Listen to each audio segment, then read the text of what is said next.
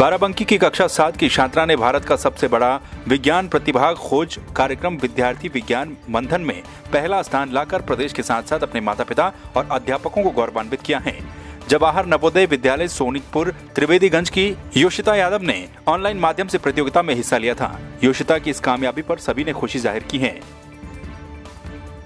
जब एक हमने कार्यक्रम कराया कि पढ़े बाराबंकी बढ़े बाराबंकी, तो उसमें वो स्वयं बच्ची आई और उसने, मैंने पूछा कि कुछ लिखती हो, तो लिखा किताब लिखी है। तो उस किताब का विमोचन नहीं हुआ था, बल्कि किताब ये है, और मैंने इस किताब का विमोचन किया पूरे बीच में, और पूरे बाराबंकी में के अखबारों में छपा भी था।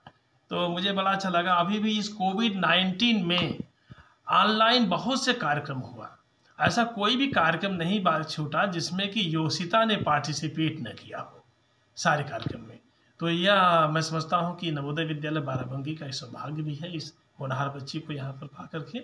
मैं सबसे पहले आई qualified in English olympiad in class 2nd and then I got first rank in class 3rd in English and Maths Olympiad, and then in class 4th मैं हिंदी, इंग्लिश, मैथ्स और साइंस ओलंपियाड दी, क्लास 5th में भी दी।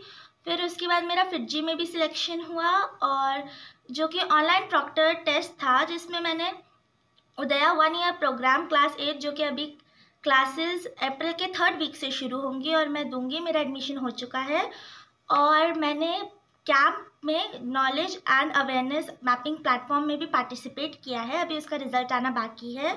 योशिता जो मेरी बेटी है, उनको बचपन से ही बहुत ज़्यादा शौक था पढ़ने का, लिखने का, और खेल कूद में उनका विशेष रुचि नहीं है, लेकिन उनको बैडमिंटन बहुत ज़्यादा पसंद है। जब भी हम लोग कभी भी मार्केट, बाज़ार कहीं भी जाते थे, तो मिठाई की दुकानों के अलावा वो सबसे पहले बुक शॉप ढूंढती थी।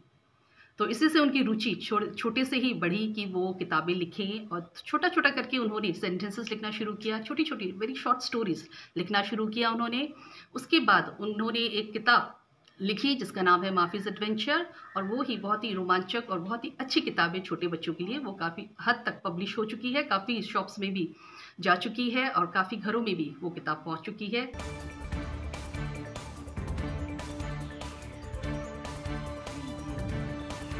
यूपी के कौशाम्बी में कोकराज और प्रतापगढ़ के हाथीगंवा थाना क्षेत्र के जहानाबाद में 30 जनवरी की रात 40 लाख रुपए और स्कॉर्पियो की लूट का पुलिस ने पर्दाफाश कर दिया है।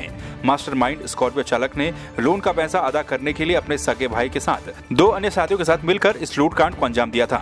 पुलिस की जांच में ये भी सामने आया कि सराफा कारोबारी ने लूट की सही रकम एफआईआर में दर्ज नहीं करवाई। सिर्फ 40 लाख रुपए ही लूटे जाने की बात एफआईआर में कही गई। पूछताछ के दौरान 4 करोड़ रुपए लूटने की बात कबूली गई थी। जब चीज़ों को इन्वेस्टिगेट किया गया तो ये पता चला कि इसमें 40 लाख रुपए नहीं थे, जैसा कि वादी ने बताया था। घटनाक्रम इस तरह से बताया गया कि ये दोनों लोग, जब दोनों ड्राइवर लोग दिल्ली के लिए कैश लेके निकले थे, तो वहाँ रास्ते में इन लोगों को 3-4 अज्ञात लोगों ने लूट लिया, इनको बंधक बना के वही रोड पे डाल दिया और इनकी गाड़ी लेके चले गए। जो इनकी गाड़ी थी स्कॉर्पियो, वो हम लोगों को बरामद हो गई थाना कोखराज क्षेत्र में। वहीं से हम लोगों ने इन्वेस्टिगेशन को भी शुरू कर दिया, और उसके बाद जनपद सिवनी मध्य प्रदेश में एक बात सामने आई कि वहाँ पर 1 करोड़ 74 लाख रुपए साबुत और कुछ अधजले नोट बरामद हुए हैं।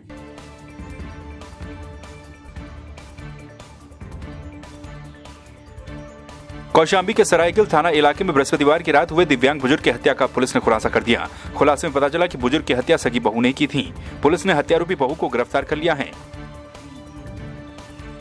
थाना सरायकिल में एक गांव है अकबराबाद, वहाँ पे एक घटना हुई थी जहाँ की एक बुजुर्ग जो कि पैरालाइज थे, उनकी गला रेत कर हत्या कर दी गई थी।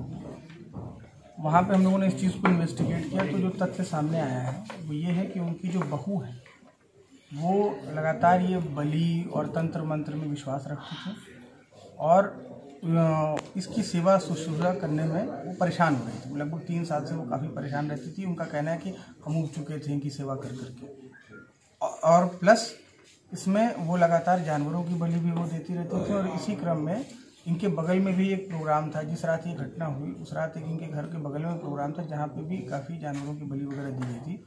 उसी का आड़ लेकर और ये कहकर, इसका बहाना लगाकर कि हमारे ऊपर देवी आई हुई थी, इस चीज़ का आवरण लेते हुए इस महिला ने बुजुर्ग की हत्या कर दी।